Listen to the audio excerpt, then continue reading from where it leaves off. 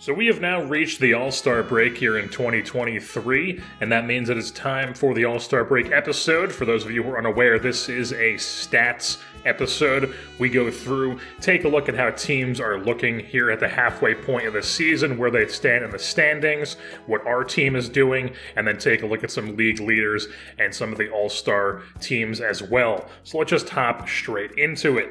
Starting things off in the National League with the Mets, who have a firm 9.5 game lead in first place. They've already got 60 wins.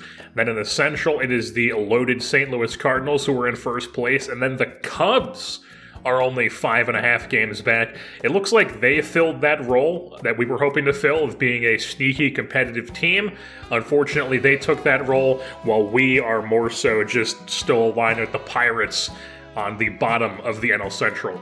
Then in the NL West, it is the Dodgers, who are of course in first place, the Giants behind them. The AL East is the Blue Jays, leading a close race. The Rays are only 3 games behind, and the Yankees are 4.5 games back.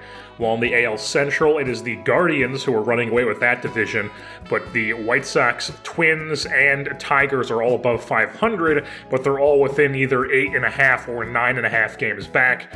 And then in the American League West, you have the Mariners, who are actually leading that division. Could this be the year that the Mariners actually make the playoffs? Angels and Astros both looking good, though, so it's definitely not over. And definitely, they still have to hold on to that lead if they want to, make the playoffs. Now let's take a look at how our team is faring. The Reds, the best bat so far in the season, has been JD Martinez. Definitely the best bat on the team. He has been way more than we could have hoped for. Unfortunately, he's doing this on a bad team. 900 OPS, 19 home runs, 25 doubles. Very solid first half for JD Martinez. Jonathan India also having a very solid season in the 2-hole. 847 OPS, 15 home runs, 17 doubles for the second baseman. And then we have Whit Merrifield. Now this is where things really fall off with the stats. He is the third most at-bats on the team. That's what I sort this by when I scroll through. OPSing 657, not good at all. Not even a guy that just isn't hitting for power because he's slashing 249 average, 290 OBP. And even with 290 OBP, he still has 19 steals. But definitely not what you want from Whit Merrifield playing every day. And then there's also Nolan Jones, who has also been having a horrible year, just not great. OPS even lower than Whit Merrifield's, has a negative WAR, and on top of that, he just fractured his arm and will probably miss the rest of 2023. Then there's Tyler Stevenson, who continues to be disappointing, but also not disappointing. He's been better defensively than I thought he would be, but he hasn't hit like I thought he would. I want to see those numbers like they are in real life for him right now. He just refuses to hit for power in this for whatever reason. OPS only 721, and I'm pretty convinced that my plan of moving him to first base next year and Austin Barnes becoming the everyday catcher is just not really going to be a thing. And then there's Kevin Kiermaier, who has also been awful at the plate. We kind of expected that, though. We were just hoping that he could maybe be a singles merchant and maybe get on base a little more. The thing is, he hasn't done that at all. The OBP is below 300. Obviously, he's been incredible on defense, though. Just hoping he can turn things around slightly on offense the rest of the season, and then hopefully next year as well. Well, Taylor Walls is another incredible defensive player for us at the shortstop position. But the difference with him is that he's actually getting on base at a decent rate. Definitely not getting any hits, but he's still getting on base, he's still working walks. And then there's John Birdie, who has been definitely the biggest surprise on this Reds ball club. Career high in basically every category already except for stolen bases. He's slashing 296, 370, 536, 12 home runs, 14 steals. And unfortunately, even though he's having this great season, a player having a first half like this doesn't really boost their trade value at all in this game. Like, if I go to trade him at the deadline, I'm still trying to trade like a 32-year-old utility guy with a C potential. That's what they look at it, rather than a guy having a career year who's having a great season and could absolutely help a playoff team. The trade value won't see it like that. They'll just see it as, oh, he's a 33-year-old or whatever, how old he is, C potential utility guy. Then there was Joey Votto, who has been solid this season in 224 ABs, only against right-handed pitching. He's been playing. He's got 12 home runs. I am 99.9% sure this is his last year with us, even if he doesn't retire. Because if he doesn't retire, I'm not going to re-sign him. If somebody does, there's no way they're keeping him on the big league roster. So he might be one of these guys, and it'll be the show, who spends like 3 years playing on somebody's double-A team for whatever reason, because they just don't know how to value guys who are old and are just going to keep getting signed at deals like that. But yeah, ultimately, I would not expect to see Joey Votto on this team next year. Then there's Jonathan VR, who got off to a terrible start. He's been heating up lately, though, starting to slap some base hits around. He's starting to get on base more. He's got 14 stolen bases, and I'm kind of interested to see if he can keep that up heading into the trade deadline. So if he's still on fire heading into the deadline, we might be able to squeeze, some sort of minor trade out of him. Jorge Mateo is a guy who has surprisingly had some extra base hits that have boosted his OPS this season, but unfortunately he is getting on base at a 279 clip, which is just not going to cut it. Jose Barrero has just been flat out bad. He's obviously not playing every day anymore. He only has 142 ABs as a bench player, but still hasn't really had any flashes at all of showing anything good this season. Then there's Austin Barnes, who has the exact same 142 ABs. Also hasn't been good in those ABs. They're pretty much all against left-handed pitching too, where he is much better at against left-handed pitching than he is against right-handed pitching.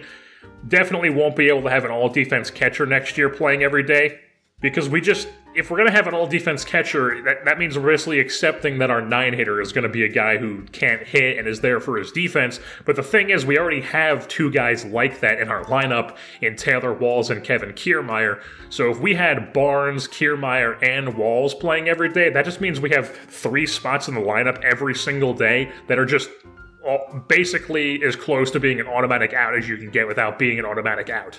But moving on to the pitching side of things, where the starting pitching once again has been very solid. I've got nothing to complain about the starting pitching. We got Tyler Mahle, who's been great, ERA and FIP in the mid-3s, striking out a ton of guys, not walking too many guys, nothing to complain about. James Paxton, also been good. Him and Mahle have probably been the 1 and 2 guys in a rotation this season.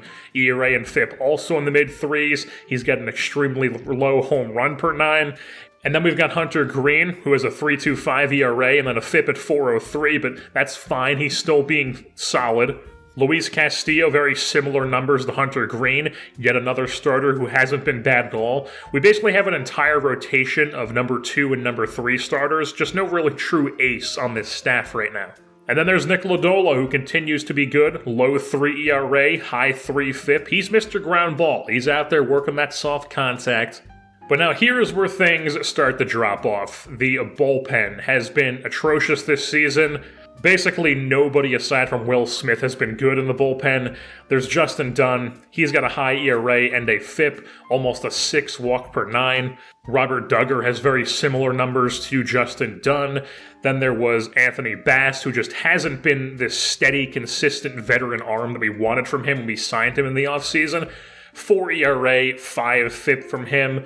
TJ Antone, his return from Tommy John, nearly a 6 FIP, not great from him. Home run per 9, giving up little over 2 home runs per 9. Lucas Sims has just been total garbage. He lost his closer spot. He's striking out around 10 guys per 9 innings, but he's also walking nearly 8 guys per 9 innings and giving up 2 home runs per 9 as well. ERA and FIP in the mid-6s, just not looking good for him. Ethan Small was a Rule 5 draft pick from the Brewers. He's been okay, not great, not bad. And then there's Will Smith, who, the only good bullpen arm. And on the miracle that we are able to get the game to the 9th inning with a lead, he's the one who gets the ball in the 9th inning. And now if we take a look at how our overall team stats are looking, we actually have the 5th most hits in all of Major League Baseball. We're actually tied for 2nd when it comes to doubles as well. And then we also have the 2nd most stolen bases, only behind the Kansas City Royals, who have guys like Adalberto Mondesi and Nicky Lopez, who always steal a ton of bags. We are also 5th in stolen base percentage, which is also very important. It's not really that helpful if you're stealing bases a lot, but you're not doing it efficiently. And then the only thing we're good at with pitching is striking guys out. Our pitching staff has the 3rd most strikeouts in the big leagues, led by Tyler Mahle. But now let's jump into taking a look around the league at some of the league leaders. Starting things off with the National League, the batting average leader is JT Realmuto, and then right behind him in second place is JD Martinez. The hits leader is JD Martinez, who has 125 hits on the season so far. The stolen base leader is Ketel Marte of the New York Mets. Right behind him, though, is Whit Merrifield in second place. Despite having a sub-300 OBP, he still managed to have the second most stolen bases in the National League so far. And then the home run leader is Fernando Tatis Jr. of the Padres. He's got 28 bombs this season. And then OPS is Juan Soto of the Washington Nationals. He is the only player in the National League with a 4-digit OPS so far this year. And then the WAR leader is a tie between Brandon Nimmo of the Mets and Brian Reynolds of the Pittsburgh Pirates. Both of them have a 4.9 WAR here at the All-Star break.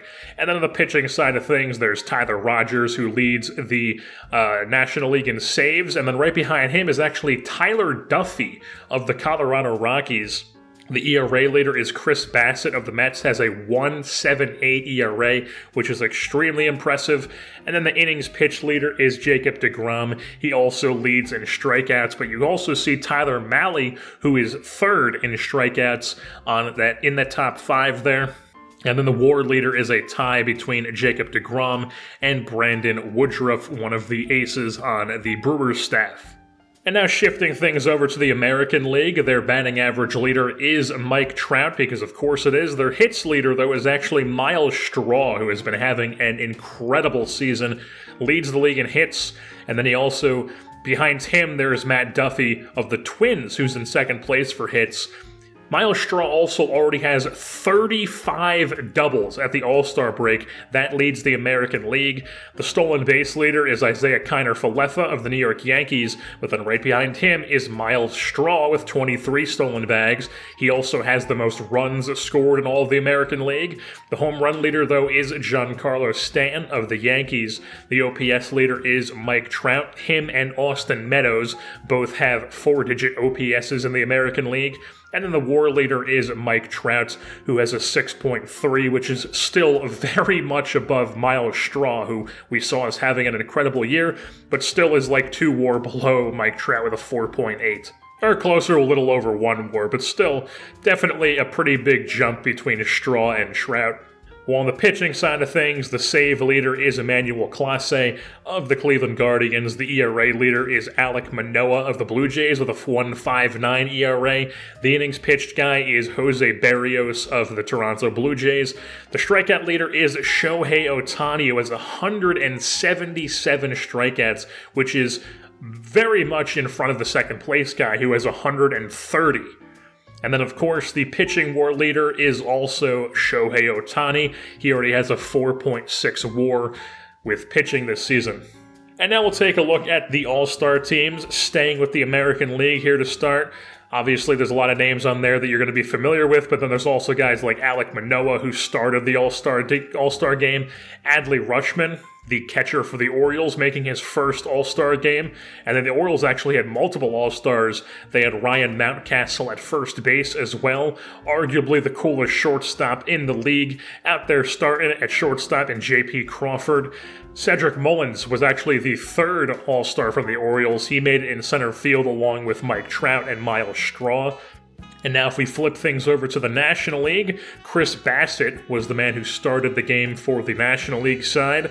And then Tyler Stevenson somehow made the All-Star game. He was the number 2 catcher. I don't understand that at all. It doesn't hit. I'm sure there's better catchers than him out there in the league this season, so I don't really understand why he was an All-Star, but he's an All-Star. And then there's JD Martinez, who also makes it on the All-Star team, but he makes it as a left fielder because there's no DH spot in the All-Star game for whatever reason. So somehow we get 2 All-Stars, and the second spot is Stevenson and not Jonathan India. Chris Taylor starts in left field over JD Martinez, though, and then the center fielder was Brian Reynolds of the Pittsburgh Pirates. And now before we wrap up this All-Star Break episode, I do want to give a little bit of a preview of what to expect at the trade deadline in the next full episode. So the three guys who are 100% going to be traded at the deadline are the top three starters in our rotation: Tyler Mahle, James Paxton, and Luis Castillo. They will all be gone at the deadline. We will be getting pieces for all of them. Those are three very valuable trade chip pieces that we have, and we're not going to let them just sit there on the table and not take advantage of that. So they're all out the door at the deadline. As far as Will Smith and John Birdie, ideally, those guys are traded. It just depends on what we can get for them at the deadline.